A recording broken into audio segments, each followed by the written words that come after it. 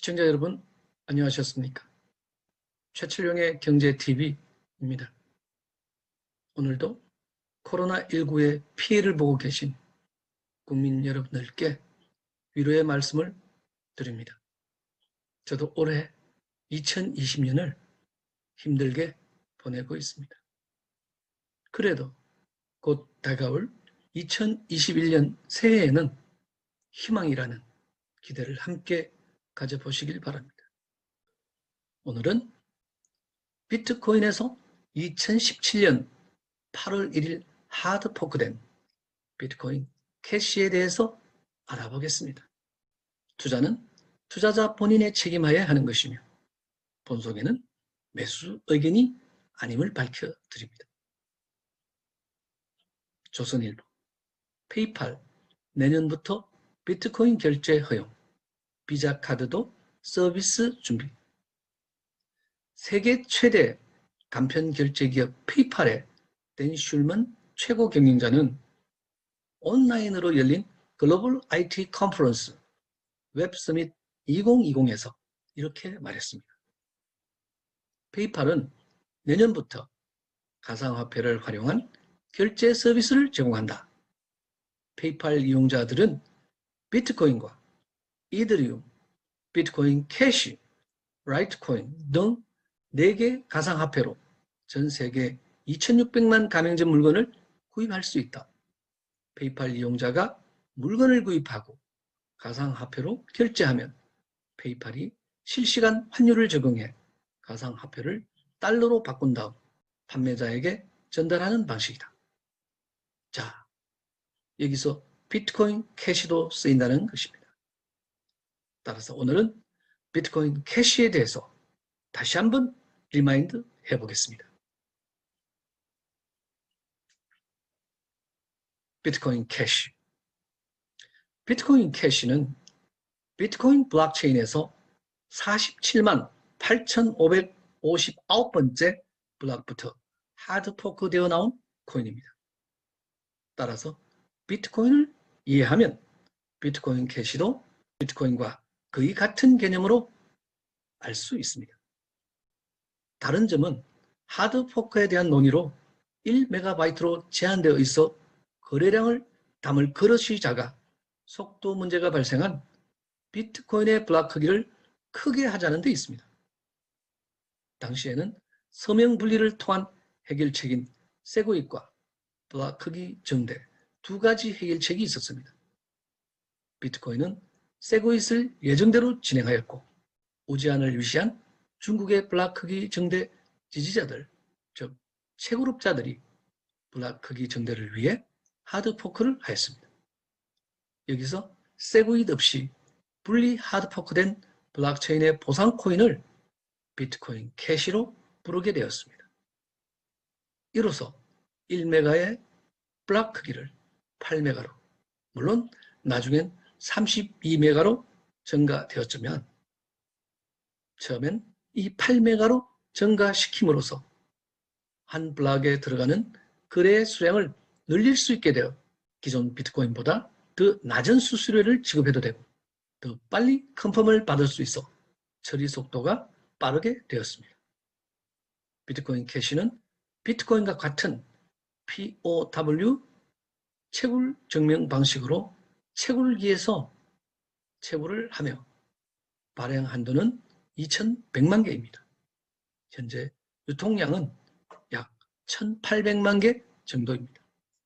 지난 4월 8일 저녁 비트코인 캐시는 블록 높이 63만 개에 도달, 블록당 채굴 보상이 기존 12.5 BCH에서 6.25 BCH로 줄었습니다. 반감기를 맞이했던 겁니다. 2018년 11월 15일 비트코인 캐시가 다시 하드포크되어 비트코인 캐시 SV, 즉 사토시 비전 코인이 나왔습니다. 이는 사토시 나카모토의 정신을 계승한다는 의미입니다. 이때 비트코인 캐시는 스마트 컨트랙트를 적용했고 SV 블록 사이즈는 하드포크되어 128메가로 증대되었습니다. SV도 지난 4월 10일 오전에 반감기를 지났습니다.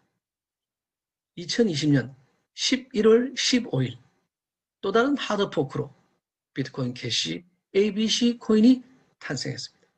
비트코인 캐시 A가 바로 그 코인이죠. 이는 채굴 보상의 8%를 다시 회수해서 개발 커뮤니티에 재분배하는 계획을 가진 개발자 진영이 비트코인 ABC입니다.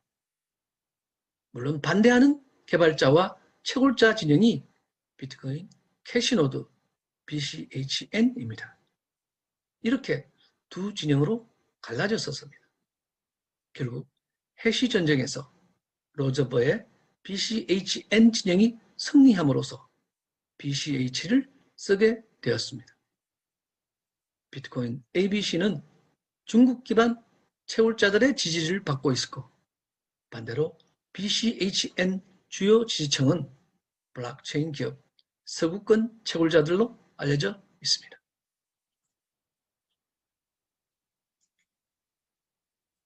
코인 리더스, 비트코인 캐시, 사상 최고가 대비 91% 하락 이유는? 네, 비트코인 캐시가 사상 최고가 대비 91%라는 큰 하락을 맞고 있습니다.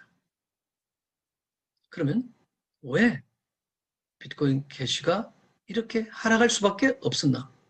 여기에 대해서 세 가지 정도를 말씀하시는 전문가들의 말을 인용해서 말씀을 드려보겠습니다. 첫 번째, 비트코인의 역할이 결제 수단에서 가치 저장 수단으로 자리매김하고 있다는 점입니다. 즉, 비트코인과 다른 암호화폐를 사용하고 있는 대다수의 사람들이 암호화폐를 유용한 교환 매체가 아닌 가치 저장 수단으로 활용하고 있기 때문이라는 것입니다. 이에 따라 비트코인 캐시의 기존 강점, 더 낮은 수수료를 가능하게 하는 더 큰 블록기, 이것이 더 이상 시장에 어필하지 못한다는 것입니다. 두 번째는 비트코인을 둘러싼 네트워크 효과. 네트워크 효과라는 것은 일단 어떤 상품에 대한 수요가 형성되면 이것이 다른 사람들의 선택에 큰 영향을 미친다라는 것이죠. 이렇게 네트워크 효과가 부족하다라는 뜻이죠. 쉽게 말해서 선점 효과로 인해 비트코인에 대해 네트워크 효과가 형성됐고, 이로 인해 비트코인 캐시의 경쟁력이 상실됐다는 얘기입니다. 세 번째는 다른 알트코인들과의 치열한 경쟁에 직면해 있다는 것이죠. 이더리움보다 유동성과 기능성 면에서 떨어진다는 지적과 라이트코인보다 확장성, 속도 면에서 부족한 것이 아니냐라는 의문이 든다는 것이죠. 비트코인 캐시는 채굴업체 비트메인, 대표는 우지안입니다. 비트메인의 주도하에 디지털 현금이라는 이름으로 비트코인에서 하드포크로 탄생했습니다. 앞으로 비트코인이 자산으로 비트코인 캐시가 현금의 역할을 하는 가능성은 언제나 열려 있습니다. 최고점 대비 91% 이상 하락한 것도 투자자들에게는 굉장한 매력으로 다가옵니다.